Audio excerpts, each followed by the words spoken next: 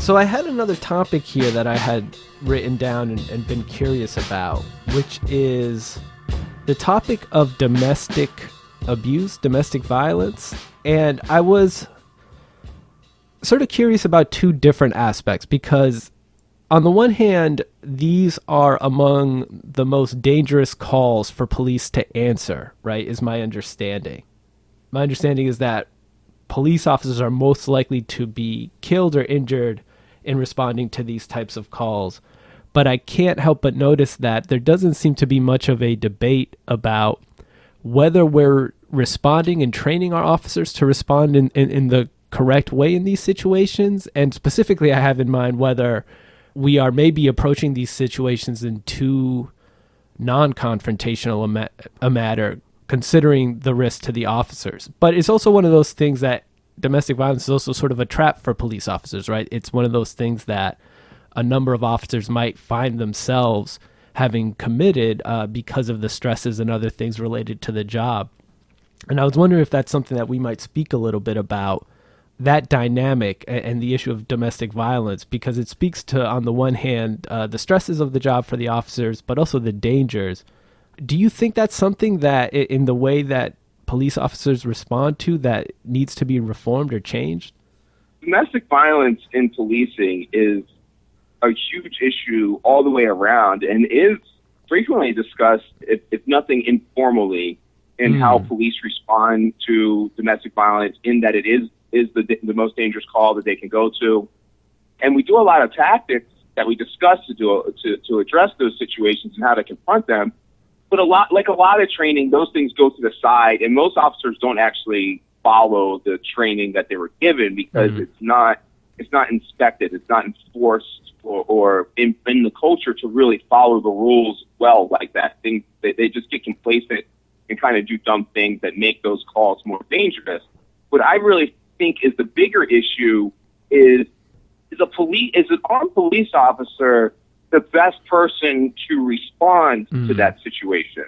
I think that's a big question we have to ask about a lot of these calls and a lot of the most dangerous things that police officers do. So whether that's a car stop, which is a huge fear for cops, that's another one of those things. Like, well, where do we draw the line on which cars we pull over and what we're looking for? Like, is that really worth it? Do we have a payoff? So do we really have a payoff having armed people respond to domestic violence situations? Or is that like another one of those public health things that we need to approach from a different angle and do something like where police respond, but they stay outside while somebody that's a courageous, obviously extremely courageous individual that wants to go out there in a much less enforcement mentality or more public health perspective, and to try and talk these situations out. Because I mean, the only time, one of the rare times that a police officer can make a misdemeanor arrest that didn't occur in their presence is when it's domestic violence. So you're almost assured that somebody is going to jail. So you are already setting the stage where your presence creates a new problem of which person can convince the officer that they're not the one that should go to jail that night. I mean, this really speaks to a sort of broader issue with respect to policing, which is, have we simply reached a point socially where we're asking the police to handle too many social issues that clearly can't be solved by policing? Well, I'm going to push back on that and to say that how we've defined policing, yeah. So we say we put too much on police officers, and I don't necessarily agree with that. I don't know what we're putting on police officers that I can't think of a way to use police officers to address. It's more the manner of the way we're using the police officers and how we're thinking about policing. And we're thinking about policing as being only this enforcement thing that can never lose and only as a hammer looking for nails. But if we agree, if policing can be redefined to mean acting in the community's best interest, then yeah, we can really approach a lot of these things. Like, is an armed person looking for enforcement the best thing to respond to a mental health crisis? No. But is an armed person looking to really find a solution with the goal of getting a person home and to the hospital in as safe a manner as possible, putting their lives at risk, yeah, we could probably handle it that way if we were taking that different perspective. Is it fair to say that most of the training police officers receive, in your experience, is of a tactical nature? Did you just mention American policing and tactical nature in the same sentence? I did. It's an oxymoron. There's the tactics in the policing are atrocious. I mean, they give officers the minimum amount of training possible to send them out there, and part of that is like why it's more dangerous for cops. Like I've had an extremely hard time, and maybe somebody can give me a case, but like other than ambushing, I can't think of any situation where a police officer who got killed in the line of duty didn't make an incredibly ridiculous tactical error. And that tactical error was something that was commonplace in policing and remains commonplace policing after the fact. So they don't have that mindset that we've touched on previous episodes, and I'll continue to touch on, like how the military will take every situation, look at it as a failure if it goes wrong, and try to figure out how to not make that ever happen again. But like in Baltimore, for instance, William Torbett, a black officer, was shot and killed by other police officers in responding to a club, and there's no hard culture or codified changes in the police department since then. And I feel like that's close to a decade now. Yeah, that happened, and so that's what I'm saying is they're not actually like doing. It's not tactical. It's not professional. That was one of my first kickoffs, was the complete lack of professionalism. And I felt, as a supervisor, I felt like I couldn't morally, like I had a moral conundrum sending people who were so unskilled to handle a complex situation to go do that. Like I felt responsible for that in a way. When you were talking about committing tactical mistakes, would you say that it's generally a very specific sort of number or limited sort of set of mistakes that are being made that lead to these similar results? Or is it really just depend on a given situation, and that's why something like doing the debrief afterwards to determine what could have been done differently is so necessary? Well, it's like a lot of these police deaths result in a lesson, and I think probably they all have unique lessons, and then they all have crossover lessons that carry on through. Like there's certain ways you're supposed to pull a car over to create a safe environment for a case a shootout occurs or something like that. But you will see, 95% of car stops not being conducted in that manner. So then when you'll see a video of a cop who doesn't follow proper tactics, he'll get shot because he didn't follow the proper tactics. And then you'll end up going out from that very next day until forever. And you'll see all the cops around you still doing improper tactics when they pull a car over. So like, it's not, if you start doing those things, then maybe you'll be able to start narrowing down what those mistakes are. But now I can't even like make a definitive statement because it's just a sea of mistakes that are being uncorrected. I'm just curious then, because we always hear about how, officers are human beings and they're afraid for their safety. But it sounds like in some of the things you've said in this episode and in previous ones, that at least where the training they've received that is intended to protect them in these situations, like you said, there's a right way to pull a car over to make sure that you're protected in the event of a shootout, and then people just ignore it.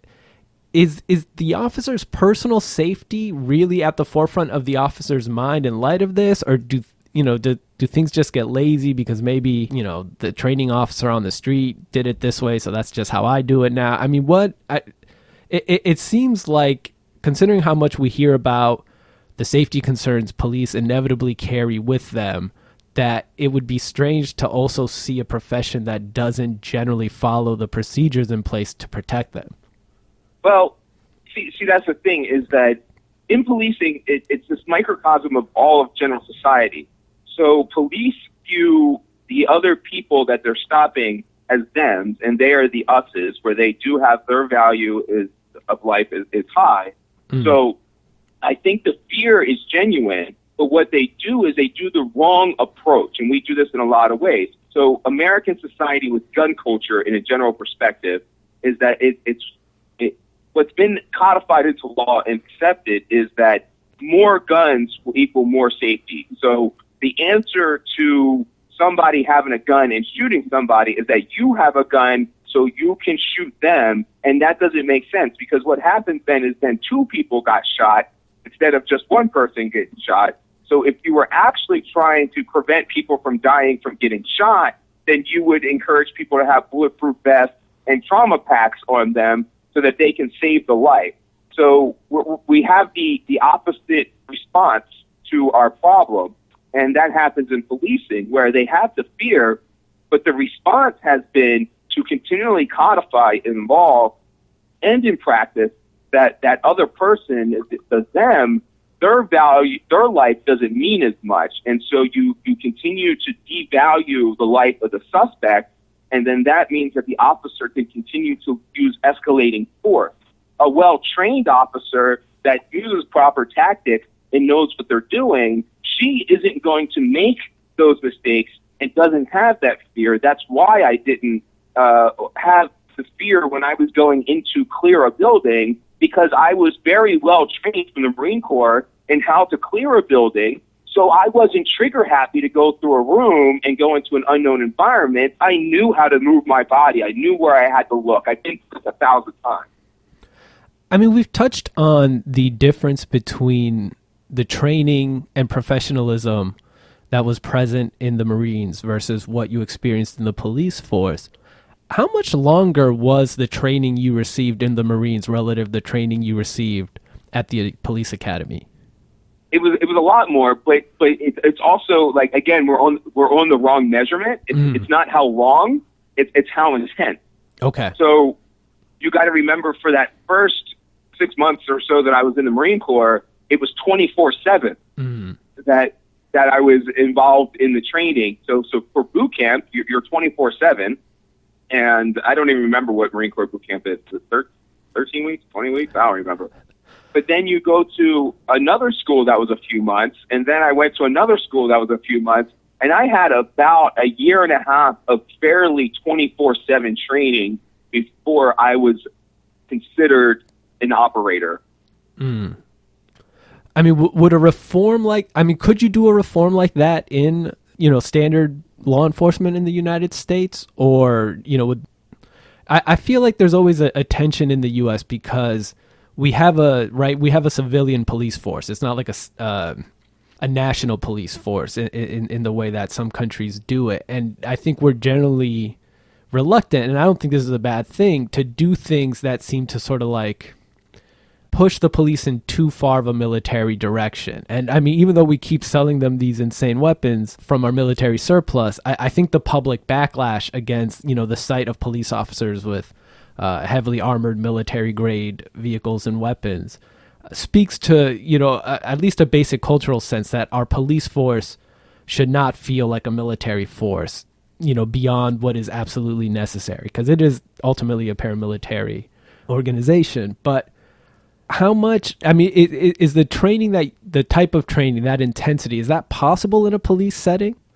Yeah, I think it's totally impossible, because we got to isolate the training methodology from the training goal. I don't want to create a Marine. What I want to do is create somebody that's integrated into a community and can make decisions that are in the service of that community. So I want the intensity of the training focused towards that goal. So the goal of what a police officer is what it goes hand in hand with my vision of how this has to be.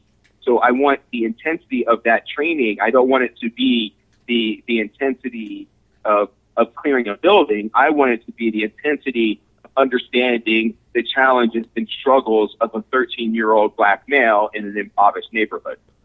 I mean, I'm curious. We've touched on this a little bit in terms of our discussions of the training that police receive, but how much of it is, understanding, for example, like what the constitutional requirements are, for a valid arrest, or just, how our Constitution structures law enforcement in general? How much of it touches on, the latest social scientific research into any number of phenomena that people need to be aware of, so they're not coming in and attempting to address a situation tactically that really needs to be addressed a different way? Because like you said, it's about root causes, not just about trying to police symptoms. Is there any sort of like social scientific study that goes on in the police academy?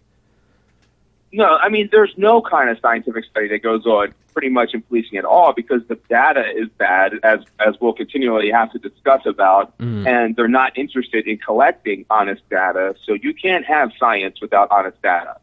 So like, we have to throw that idea out as an entire concept. That's one reason in my model that it has to be a big science experiment, because we have to actually get that data and be honest about that data so we can integrate the sciences in. But those things are that's for people like me to deal with and put into policy. Something like that isn't even what a street level officer should be thinking about. Those are the responsibilities that you can hold me accountable for putting into the orders, not them. For them, I'm not so I get that we want to have our cops understand constitutional law, but they're not lawyers.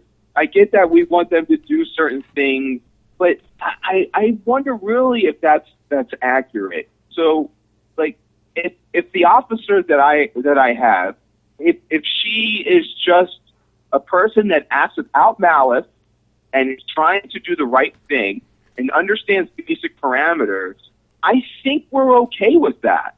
I think that's a fine operating issue. I don't think that people who are trying to respect the rights of other members of society are going to be doing Fourth Amendment violations for the fact of getting a piece of paper as a statistic. I'm not really sure we need our cops to understand those things. We need them to be people that serve you and have basic parameters around that. And then let me just ask, is it fair to say that in the sort of system that you would like to see implemented in policing, in terms of training, in terms of general orders, in terms of rethinking the goals, that we need to move away from an emphasis and a focus on crime reduction, which inevitably is about making sure people don't violate rules, as opposed to however you think the goal should be structured, whether it's a particular outcome, like, greater health, whatever, public safety, whatever it is. Is that something that has to occur for this to work?